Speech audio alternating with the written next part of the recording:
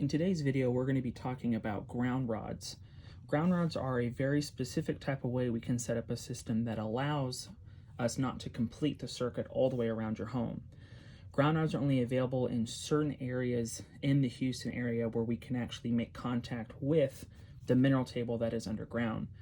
These copper rods are 8 feet long and are driven down with a pneumatic driver and attached to the wire directly, which you can see here. You'll notice that the wire has a spiral wind around the ground rod. That is so that way if we need to ever come and service the ground rod clamp or the ground rod itself or make any adjustments to the wire, we have enough slack to do that. So that is actually normal to see. You'll notice that there are 3 clamps. These 2 on the outer edges, they are meant to clamp down the clamp itself to the ground rod. This clamp here in the middle, that is meant to hold the wire itself to the clamp, and that is how the connection is made. Now, when you're troubleshooting your ground rod, it's important to make sure that one, the 2 clamps here are tight on the ground rod. If it is loose in any way and you can spin the clamp around on the rod, it is too loose and it may cause a wire break alert on your system. The other thing to look for is to make sure that the wire coming into the clamp at the bottom is tight to the clamp, but not tight enough that it is actually putting too much pressure on the wire to over tighten it, which will cause a break. If you ever look at your system, if it starts giving a wire break alert, always check the wire coming into the bottom of the clamp. Sometimes with this being tight around it, if someone comes and mows your lawn or any other type of way works on your property, if they bump this clamp, they can either knock the clamp itself loose or actually pull the wire out of the clamp. It's also important to note the condition of the wire around the clamp itself. Over time, as people work on your property, mow your lawn, and things like that, if they are constantly making contact with this wire in the process, this wire may become cracked and expose the copper wire on the inside, which will cause corrosion, which will also cause the system to indicate a wire break alert. Now we're looking at the top of the ground rod itself. Now your clamp may not be in this type of position, and that's okay. I'll cover that here in a second. But again, here are the 2 screws here. This is what holds the clamp to the ground rod, and this screw here is what holds the wire itself, which you can kind of see right here, to the clamp, which is what makes the signal field. Again, if you are easily able to rotate the clamp around the rod itself, that means that the clamp is too loose and may be causing your connectivity issue and making a wire break alert. This screw here is what I was talking about in terms of you don't want to over tighten.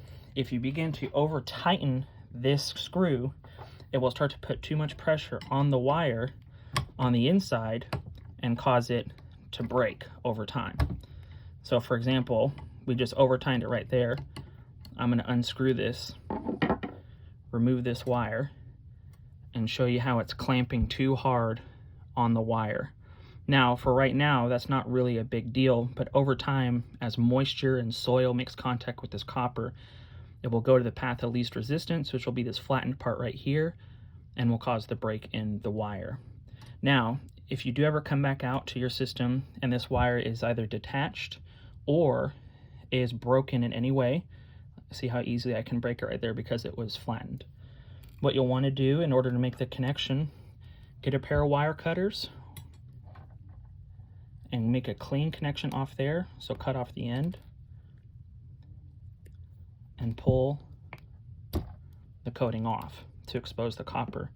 You may see a little bit of discoloration on the copper since it's already been exposed to the elements. That's okay. As long as the copper is in good shape and you've got a clean contact, then you should be good. So what we're going to do is we're going to take the copper rod, we're going to put it back in between here, and I like to hand tighten down to where I can't really move it anymore. I'll get my screwdriver and I'll tighten it down just enough to where I cannot pull the wire out from the clamp. Now you may have a ground rod clamp that is positioned in this way, which the clamp is actually reversed on itself. The reason for this is because there are 2 separate types of sizes of ground rods. There's a 1/2 inch and there's a 5/8. The video that you saw before were examples of a 5/8 inch ground rod, and these are your 1/2 inch ground rods. It is important to note here that because of the way this clamp is now positioned, You want to make sure that the clamp is tight, that it is tight enough that you can't easily spin it. There will be a little bit of slack if your clamp looks like this. The reason for that is because of where the pressure is exerted on the clamp, it is pinpointed to this point right here rather than the whole clamp itself.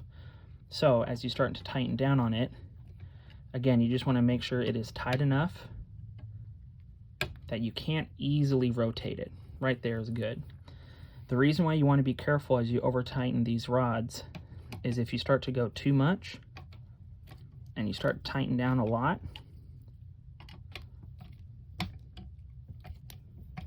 you'll start to bend the clamp, and what will end up happening is over time, just as it wears, the pressure exerted right here on the backside of that clamp, because these are too tight, you will start to get a little crack inside the clamp right here. Once this crack goes all the way through, the clamp is basically broken and it has to be replaced. So you have to be very careful when you're tightening the clamps down in this type of configuration. You'll also notice in the 1/2 inch ground rod clamp configuration, it looks exactly the same on the front as it does with the 5/8 of the inch. Again, it's the same concept for the clamp here for the wire. Just make sure you're not tight enough that you damage the copper wire inside of here. Make sure that the wire here is connected to the clamp itself and isn't loose. There's no damage to any of the wire here, and that these two clamps are tight enough to not over tighten the clamp on the back side, but tight enough that you can't easily spin the clamp on the rod.